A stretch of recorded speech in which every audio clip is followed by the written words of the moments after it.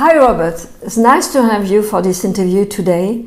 And Robert is an international expert for NLP and leadership. And we have the chance to have Robert in 2 weeks' time in Geneva presenting this module about emotional intelligence. So, Robert, I have a question for you there. You probably know this article written by Harvard Business School Review, where they said that emotional intelligence is a groundbreaking idea about and for leadership. What is your opinion about that?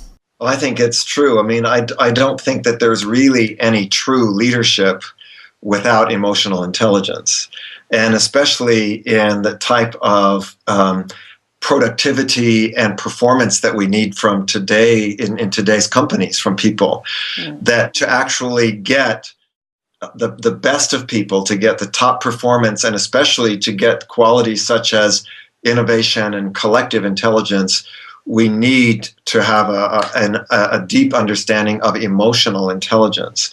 So emotional intelligence is it's the groundwork for people's motivation, for people's actions. Yeah. I always like to say that leadership, the essence of leadership is 2 things. In some ways, that the basis of leadership is 2 simple things. One is to provide a direction, not necessarily a destination, because you don't always know where you're going sometimes. I mean, you know which direction you're going, but you don't always know where you're going to end up, especially when you are creating something. But you need to have a direction. But the second thing that you need is energy. So you need, in order to go anywhere, in order to do something, you need energy. And to me, the direction comes more from an intellectual intelligence, but the energy comes and the motivation comes from emotional intelligence. So I think that this whole issue of emotional intelligence is absolutely essential for leaders. In the work that I do on success factor modeling with NLP, where you look at especially today's most successful leaders, it is absolutely clear that one of the differences that makes the difference is their ability with emotional intelligence. Yeah.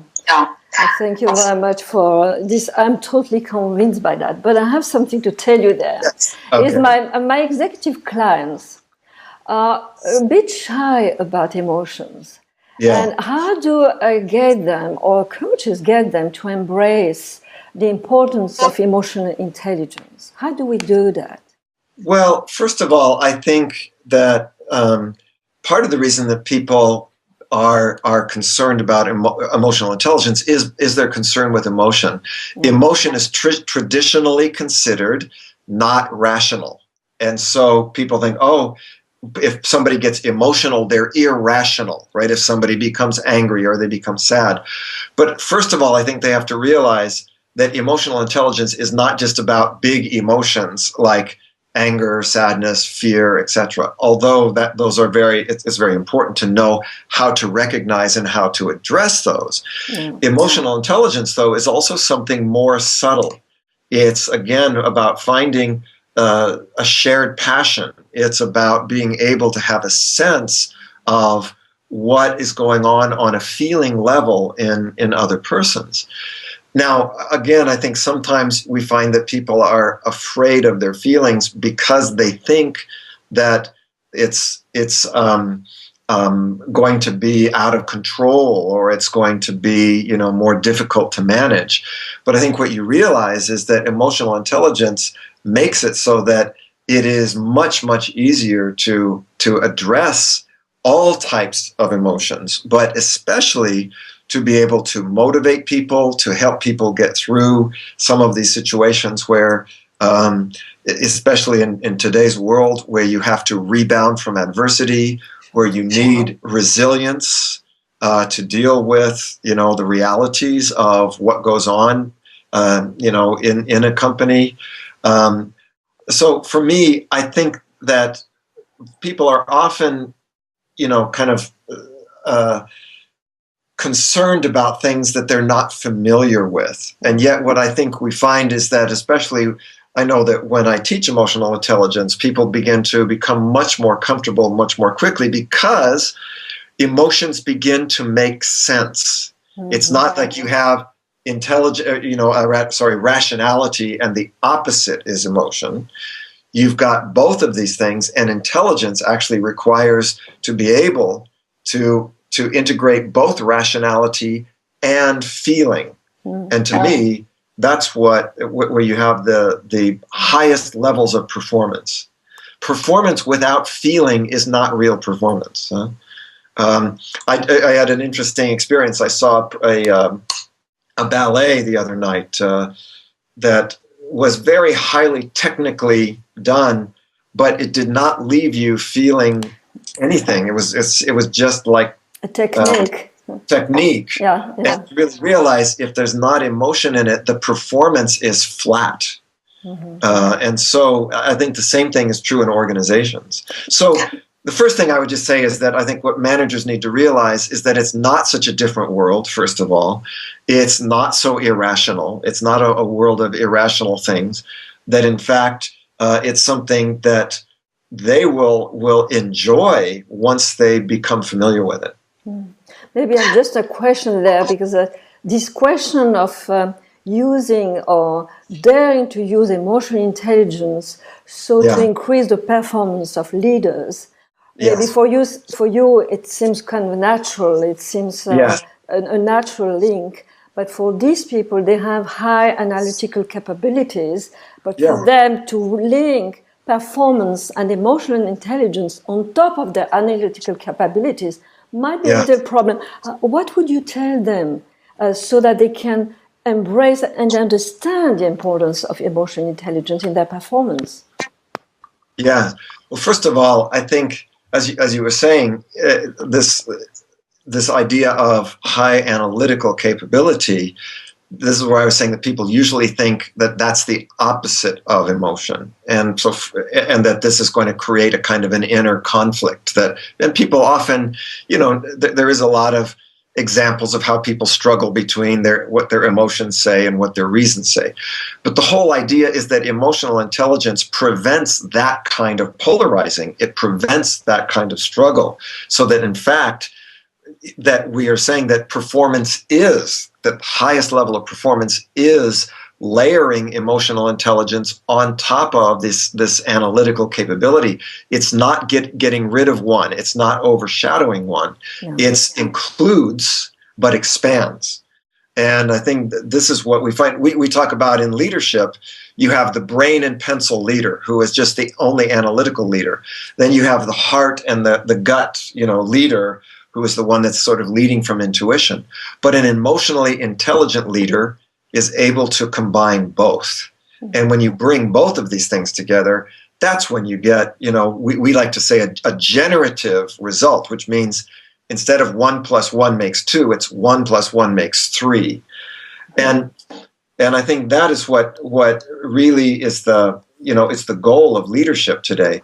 One of my favorite examples, I was involved in a study some years ago that was sponsored by a very well-known French-based telecommunication company.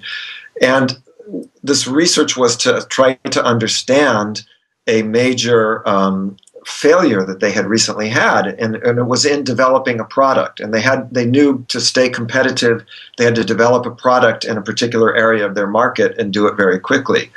And this project was so important that they literally put 1,000 people on the project. Now, the failure was that one of their competitors was able to make a better product, so it was a higher quality. They did it more quickly, so they were first to market, and it was more economical, so it was less expensive. So in every key performance indicator, their competitor outdid them. But the most astonishing thing was the competitor did it with a team of 20 people. And the question, 20 people. Yeah. 20 people. How could 20 people so completely outperform 1,000 people? And so, the difference was emotionally intelligent leadership. That the 1,000 people had what I was calling the brain and pencil leader, somebody with a lot of high analytical skill, but no emotional intelligence. So people could only do what they were told. They could only do what, was understood. In the group of 20, they had an emotionally intelligent leader who was able not only to provide a clear direction, but to bring a sense of shared passion, shared enthusiasm, shared vision, and where there was really created a sense of a kind of a cohesion, what we would call a field, a generative field within that group. So you really begin to see that, that's a huge difference. It's 50 times improvement, 1,000 people versus 20. Makes you think about it. So I mean, my point is, I think what leaders need to realize is, first of all, emotional intelligence is not anti-rational. It's not anti-analytical. In fact, it's something that I think that makes a lot of sense and that people can learn. Yeah. Maybe a very last question, Robert. It's about our coaches. Why is it critical, do you think, for executive coaches to be knowledgeable about emotional intelligence? What would you tell them then? Well, first of all, I don't think anybody who is not emotionally intelligent could call themselves a coach. I mean, coaching is about coaching is not inherently just an analytical skill, right?